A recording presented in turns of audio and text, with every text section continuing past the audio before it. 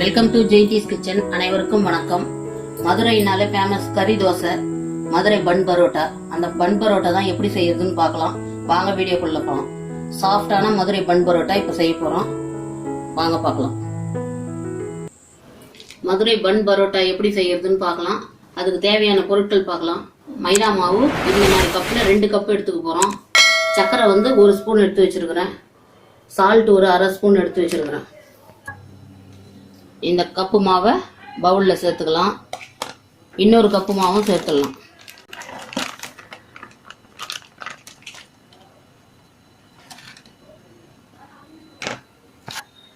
இது 2 கப்பு மாவு அரை கிலோங்க.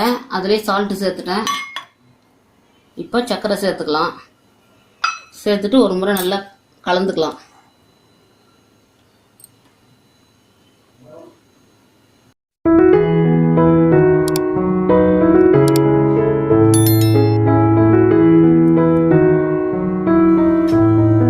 இப்போ தண்ணி சேர்த்து கொஞ்சம் கொஞ்சமாக பிசைஞ்சிக்கலாங்க.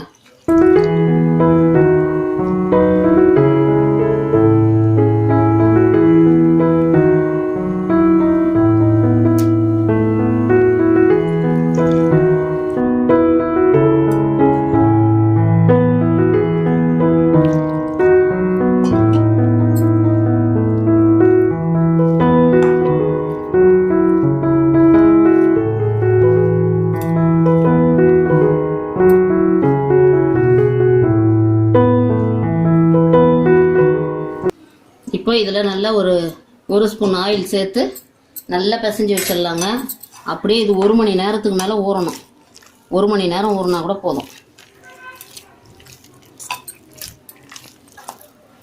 சப்பாத்தி மாவு மாதிரி ரொம்ப டைட்டாக பிசையக்கூடாது.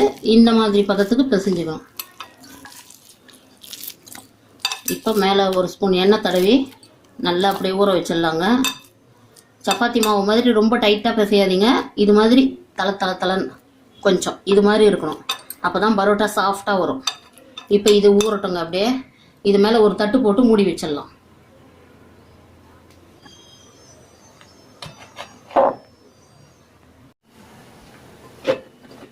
இப்போ மாவை திறந்து பார்த்துக்கலாங்க. பாருங்க, நல்லா பஃப்னு எழும்பி இருக்குது. 1 மணி நேரத்துக்கு மேலேயே ஊறிடுச்சு. இப்போ நல்லா பிசைஞ்சிட்டு உருண்டை பண்ணிக்கலாம். எண்ணெய் கொஞ்சம் கையில் தொட்டுக்குன்னு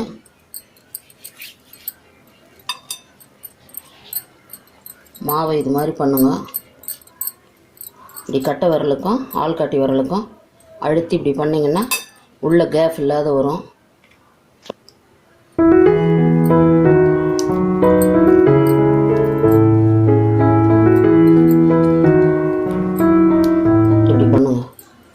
பண்ணிவிட்டு இப்படி எடுத்து வச்சுக்கணும்.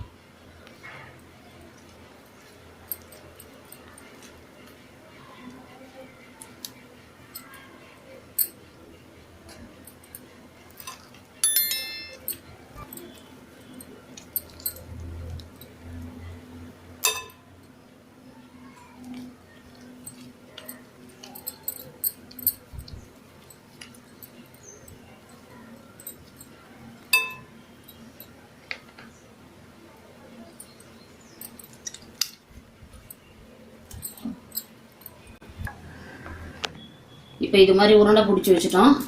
இப்போ இதை எடுத்து எண்ணெய் தடவி தேய்ச்சிக்கலாம். ஒரு கிண்ணத்தில் எண்ணெய் வச்சு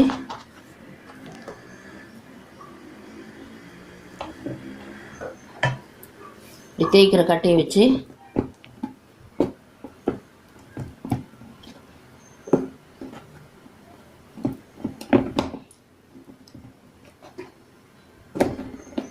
இது மாதிரி எவ்வளோ மெலிசாக முடியுமோ அவ்வளோ மெலிசாக இது மாதிரி தேய்ச்சி விட்டுக்கணும்.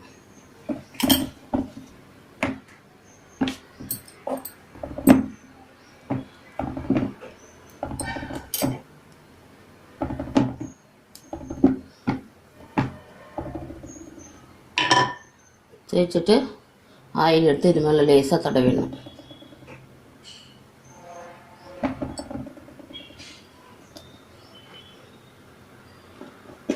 இது மாதிரி மடிச்சுக்கணும்.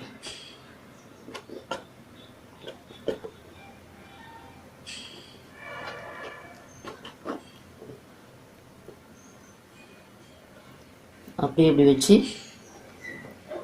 சுருட்டிடணும். சுருட்டிட்டு இந்த எண்டை எடுத்துகிட்டு வந்து இதில் அழுத்தி விட்டு கொஞ்சோண்டு ஆயில் அதில் சேர்த்தணும். இதுதாங்க பீடான்றது, இதுக்கு பேர் தான் பீடான்னு சொல்லுவாங்க.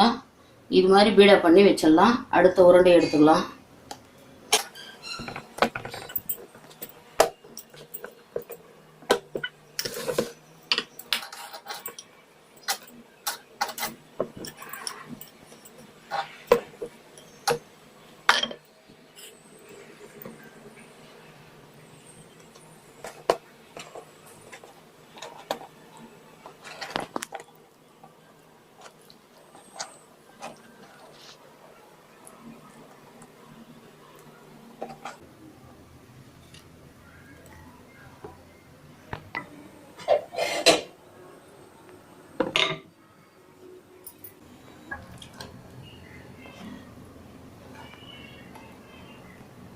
இப்படி வச்சு லேசாக, இது பன் பரோட்டான்றதுனால லேசாக தான் திரட்டணும், ரொம்ப இது பண்ணக்கூடாது, அவ்வளோதான். இப்போ தவா காய்ச்சி அதில் ஆயில் சேர்த்துருக்குறேன்.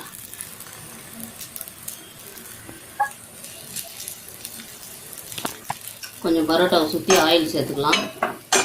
பரோட்டாவே கொஞ்சம் ஆயில் அதிகமாக தாங்க பிடிக்கும். என்றைக்கோ ஒரு நாளைக்கு சாப்பிட்றதுனால பரவாயில்ல.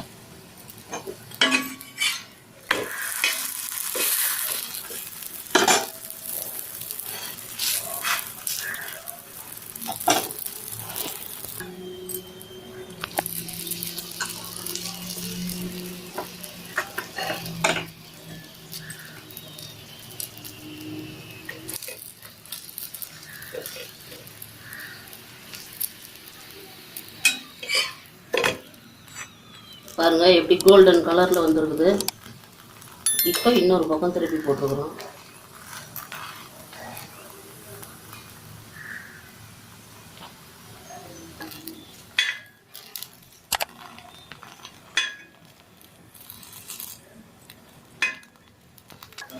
அவ்வளோதான், எடுத்துடலாங்க, வெந்துருச்சு.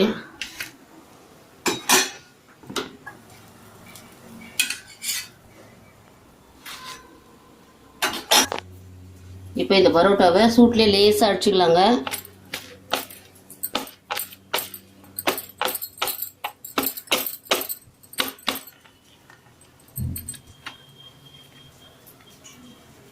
அவ்வளோதாங்க, பன் பரோட்டா ரெடி ஆயிடுச்சுங்க. மாவு வந்து நான் மீடியம் சைஸில் எடுத்துருக்கிறேன், அதனால் இது மாதிரி இருக்குது. இன்னும் கொஞ்சம் உங்களுக்கு அதிகமாக வேணும்னா இன்னும் கொஞ்சம் பெரிய சைஸ் மாவாக எடுத்திங்கன்னா இன்னும் பன்னு மாதிரி பெருசாக இருக்கும். நான் மீடியமான சைஸில் எடுத்துருக்கிறேன். இதுக்கு வெஜ்ஜு குருமா தான் வச்சுருக்கிறேன்.